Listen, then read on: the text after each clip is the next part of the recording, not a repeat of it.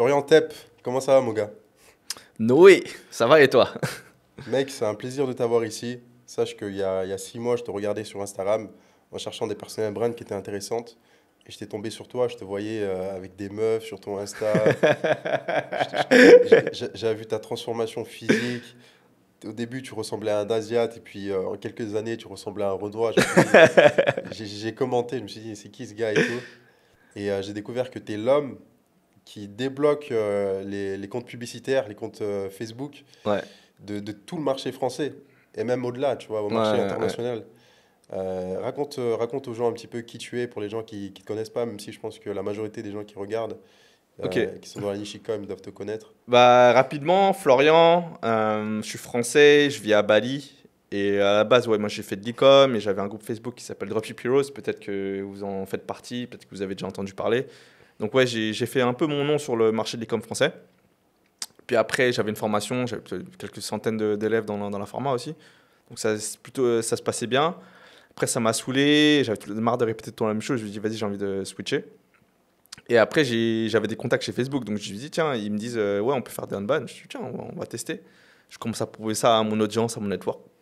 Ça pète les. Bah, c'est Ça un a gros pété problème, hein. direct, hein. C'est direct. C'est genre, oh, tu peux faire des unban. Ouais, c'est vrai. Et, boum. Et du coup, j'ai commencé comme ça. Et puis, de fil en aiguille, j'ai fait mon nom, marché français, marché international. Je vais dans des conférences, genre Affiliate World. Je rencontre des gens. Mon nom circule dans des masterminds et tout. Et vu que je fais du bon taf et que voilà, si par exemple j'arrive pas à récup, je réforme parce qu'il y a beaucoup de scams dans ce milieu-là. Et moi je suis clean. Et du coup, voilà, j'ai fait ma répute là-dedans et voilà quoi. Tu vois. C'est qui les plus grosses personnes, les plus gros infopreneurs ou même e-commerçants et tout, que tu as réussi à un ban? Tu travailles avec quel genre de Bah, profil en général? sur le marché français, j'ai déjà un ban à Sadben, tu vois, et son équipe. Euh, Sur le marché US, hein, alors c'est pas c'est des gros noms d'infopreneurs et tout, tu vois. Mais genre, c'est des mecs qui spendent 2 millions par mois. Genre, mon plus gros client, il spend entre 2 et 3 millions par mois en ads. Tu vois, c'est vraiment du high level. Après, je sais pas si vous voyez qui c'est, Alex Fedotov. Il y a mon nom qui a circulé dans son mastermind. Donc, c'est un mastermind avec les plus gros e-com boys sur le marché international, tu vois. Donc, ouais, c'est ce type de client-là, en fait, avec qui je bosse. Donc, Donc c'est c'est plutôt vraiment cool. des gens qui spendent beaucoup, Ouais. beaucoup en ads Minimum en 30K termes de par mois, daily. tu vois. Minimum 30K Ouais. par mois. Ouais. Et je suis d'accord avec toi là-dessus parce que avant de spend minimum 30K, 20, t'as pas besoin de ce genre de service. Je dirais, pour moi, l'essentiel, si tu veux run en ads sur Facebook, c'est respecter les règles. Ouais. Donc tant que tu as un service qui, si tu fais la promotion d'un produit qui te permet de rester dans les règles de Facebook et tu follow ces règles-là et t'es pas dans une zone grey avec ton business, tu vas pouvoir tranquillement run tes ads et pas te Ouais. faire bloquer. Donc en général, t'as pas besoin de ce genre de service, à part si t'es dans le drop, Ouais. le e-commerce. Là, tu peux vraiment du jour au lendemain perdre ton business. Ouais, Donc je pense que ouais, tu sauves la vie des gens comme je ça. sauve des business, hein, franchement. Ouais. Mais tu sais, en description, je vais mettre j'ai créé un post complet sur comment éviter les bans, ma structure, etc. Qui a eu un énorme retour positif. Donc on pourra le mettre en description et comme ça les gens ils pourront checker. Et voilà, Donc ça pourra les aider pour les bans, quoi. Tu vois. t'avais commencé ça en 2021, 2022, c'est ça? Ouais, fin 2021, ouais, c'est fin 2021, fin 2022. Ok.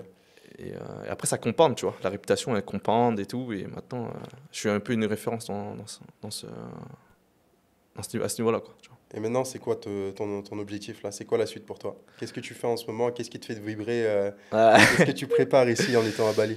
Donc voilà, les handball et tout, c'est cool, bonne source de cash, etc. Mais c'est pas un truc qui me fait kiffer de ouf non plus, tu vois. Ok. Et donc là, le prochain projet que je lance, c'est un truc sur le dating, tu vois.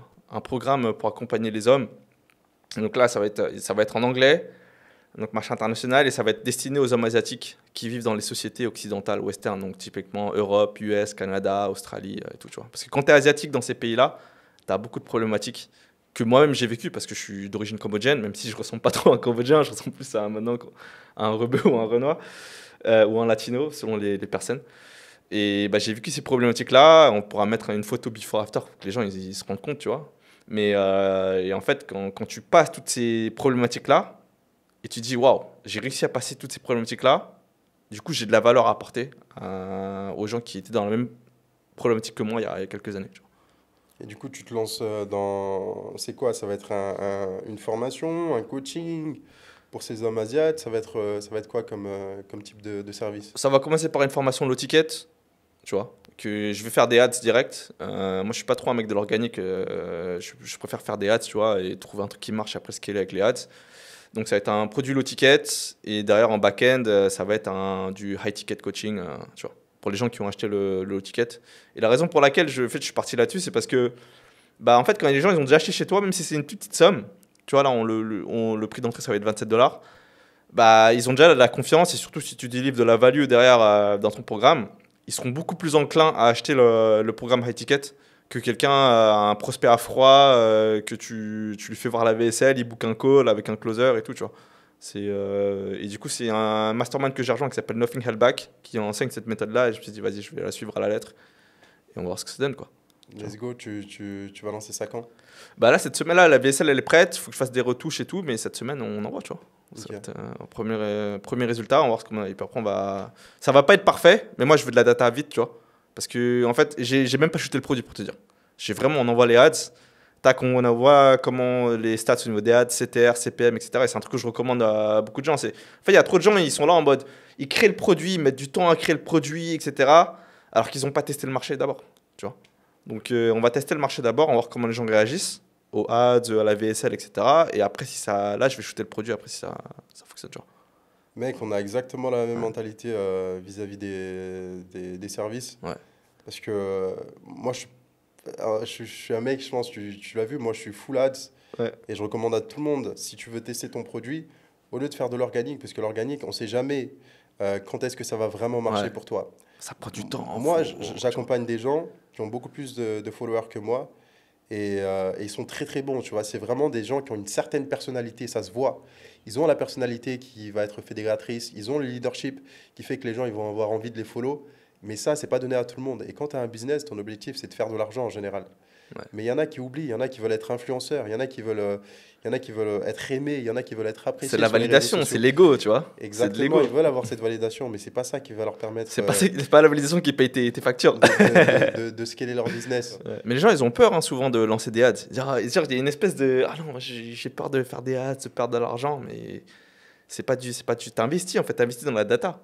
Et la data, d'ailleurs, tu l'utilises et Ça n'a pas de prix la data, tu ouais, vois. c'est ça. C'est C'est l'approche Lean Startup. Je crois qu'il parle de ça, le Lean Startup, le bouquin là, où justement tu crées un MVP, où tu t'envoies vite pour avoir la data du marché et après tu améliores ton produit au fur et à mesure, quoi. Tu vois. Exactement, c'est Donc, exactement ça qu'il faut faire. Là, tu es à Bali, depuis ouais, combien de temps? Depuis 4 ans, tu m'as c'est dit tout 4 à ans. l'heure. Ouais. 4 ans, mec.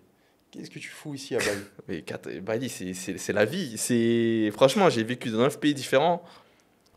J'ai jamais vu un endroit comme ça pour le network, le business, le lifestyle. Tu vois, tout le monde est healthy. Là, les salles de sport sont incroyables. Le coût de la vie est pas cher. Tu as la nature. Tu vois, par exemple, je pourrais jamais vivre à Dubaï.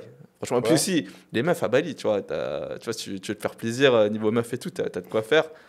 Et à Dubaï, tu vois, j'ai déjà allé pour le business et je trouve que ça manque. Il manque tout ce que j'ai à Bali, je l'ai pas à Dubaï, tu vois.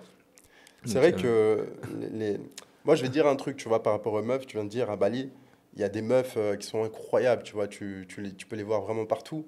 C'est que Bali, c'est un cheat code pour les femmes. C'est vraiment un cheat code parce que tu as littéralement toutes les femmes que tu pourrais retrouver dans tous les plus beaux endroits du monde, notamment à Dubaï. Il y en a beaucoup de Dubaï que moi j'ai rencontrés, que je vais revoir, qui sont repartis à Dubaï. On va se revoir à Dubaï. Ou des meufs que je connaissais de Dubaï qui sont venues en vacances à Bali et on s'est vu à Bali. Donc vraiment, c'est un cheat code parce que ces meufs-là, quand elles viennent ici, elles n'ont pas la même mentalité. Elles ouais. changent littéralement de personnalité. Moi, il y en a une qui m'a dit ça, tu vois. Elle m'a dit, moi, je suis une meuf différente à Bali. J'embrasse les mecs au premier date. Elle m'a dit littéralement, frérot. Alors qu'à Dubaï, j'embrasse pas les gens, tu vois. C'est-à-dire que ici, n'importe quelle personne peut gérer des belles meufs, tu vois, en étant à Bali. Peut-être pas n'importe quelle personne, parce que le truc, c'est que la compétition, elle est high. C'est ça qui est bien, c'est que tu vois, tous les mecs sont beaux gosses, ils vont à la salle, etc. Du coup, tu dois step up. Si t'es pas au niveau, tu vois, tu. En tout cas, mes potes, ils se plaignent pas de... Mes potes de Dubaï, quand ils Ouais, sont à Bali, ils se plaignent pas de Bali. Et c'est ok. magnifique, tu vois. T'as parlé d'un truc, tu vois. T'as dit que l'entrepreneuriat à Bali et à Dubaï, ça te correspondait pas, tu vois. Ouais. Et moi, je suis pas de ton avis, vraiment. Ouais. Pour moi, Dubaï, c'est quand même mieux pour le business.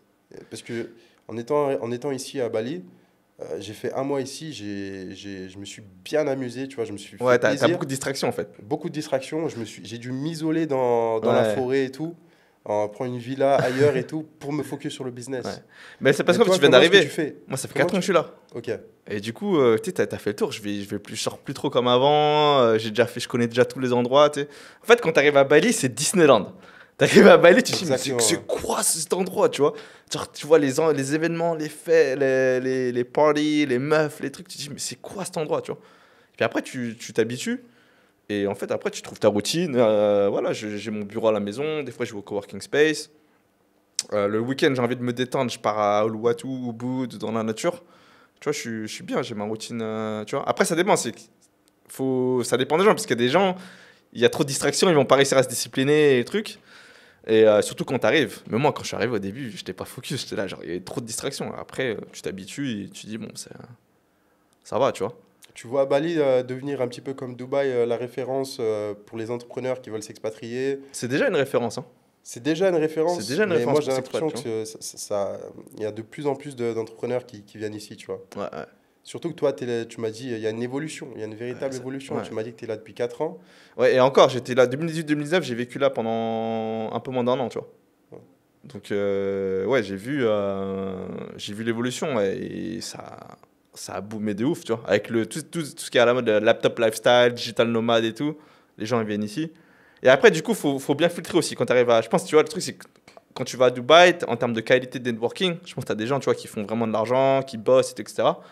À Bali, il faut filtrer, tu vois, parce que tu as des gens, tu as des wannabe entrepreneurs, tu as des gens qui font de l'argent, tu as des wannabe entrepreneurs, tu as plus des gens, des freelances, tu vois, et du coup, ils sont pas tous en mode genre business à fond, tu vois, comme à Dubaï. Mais Ouais, tu trouves aussi ouais, des mecs qui brassent ici, tu vois, quand ouais, tu es dans les bons ouais, cercles. Là. ouais, ouais, de fou. Ouais. Et ça, c'est marrant que tu en parles parce que c'est exactement la réflexion que je me suis faite. Et le truc, c'est que même les entrepreneurs qui chiffrent, qui sont à Bali, ça dépend où tu les rencontres aussi parce que tu les rencontres vraiment quand ils sont dans un stade de profiter de la vie, d'être en vacances. Et donc, du coup, ils ont un mindset qui est différent. Tu vois, si le mec il est là pour s'amuser, il est en vacances, ça va pas être la même connexion que si tu le rencontres à Dubaï où il est plus en mode Il est en mode focus. building et tout, tu Ouais, vois. exactement. Ouais. Ouais. Après, tu as des mecs qui sont en mode charbon aussi à Bali, hein. Il y en a aussi, tu vois. Genre, tu vas à Bework, là, le coworking, tu vois, les mecs, ils tabassent, hein. Franchement, ils sont là, et je respecte ça, tu vois. Du coup, bro, je voudrais savoir, pour toi, ça serait quoi la suite à partir de maintenant? Bah déjà là, tu vois, là, je relance dans un nouveau projet, donc là, je vais repartir dans une phase de building, hustling à fond, tu vois, où voilà, il faut faire marcher le truc. Donc tu sais que c'est cette phase-là où il faut bosser le plus, tu vas tester, je vais tester pas mal, je vais cramer du budget en ad, etc. Et le but, c'est voilà, d'un premier, c'est d'arriver à scaler cette offre-là, tu vois. Je pense que sur le marché US, il y a moyen de scaler ça à plus de 200-300 k par mois easy, tu vois, si je fais bien les choses. Donc, ouais, l'objectif, ça va être d'emmener. Parce que tu vois, les handball et tout, c'est cool, c'est du bon cash, mais c'est un peu. C'est dans le sens où j'ai déjà eu ce problème-là, en plus, avec les employés à Facebook qui se font virer. Et bah là, je suis dans la merde, tu vois. Donc, je me dis, voilà, on va stabiliser à ce niveau-là, au niveau business, sur ce projet-là. Genre, vraiment, je veux le scaler bien. Et une fois que je l'ai bien scalé, bah moi, je compte vivre ici, en fait, sur le long terme, tu vois. À Bali, ça me plaît bien, tu vois. Donc, construire un peu, genre, my dream home ici. Ça serait vraiment stylé. Genre, t'imagines, t'as une vision, t'es vrai, je veux cette villa-là, avec ça, et tout. Tu vois, ça va être le next step. Genre, construire et voilà, après, moi j'ai 33, donc du coup, je pense aussi à vie de famille, etc. Donc, ouais, trouver une nana avec qui je me sens bien, construire une famille. Moi, je me vois bien avec des gosses ici, hein. Franchement, les gosses, ils grandissent à Bali, ils sont heureux. T'as la Ouais. nature, t'as des bonnes écoles et tout, tu vois. Donc, c'est ça le. Et puis après, ouais, faire venir la famille, genre maman, papa et tout, s'ils veulent venir à Bali aussi. Après, je sais pas, ils sont plus Cambodge, tu vois. Mais s'ils veulent venir à Bali, hop. Merci, mon gars, pour avoir accepté cette invitation. C'était un plaisir de tourner avec toi, bro. Et puis on se dit à la prochaine, bro. Merci pour Merci à l'invite. toi. Ciao.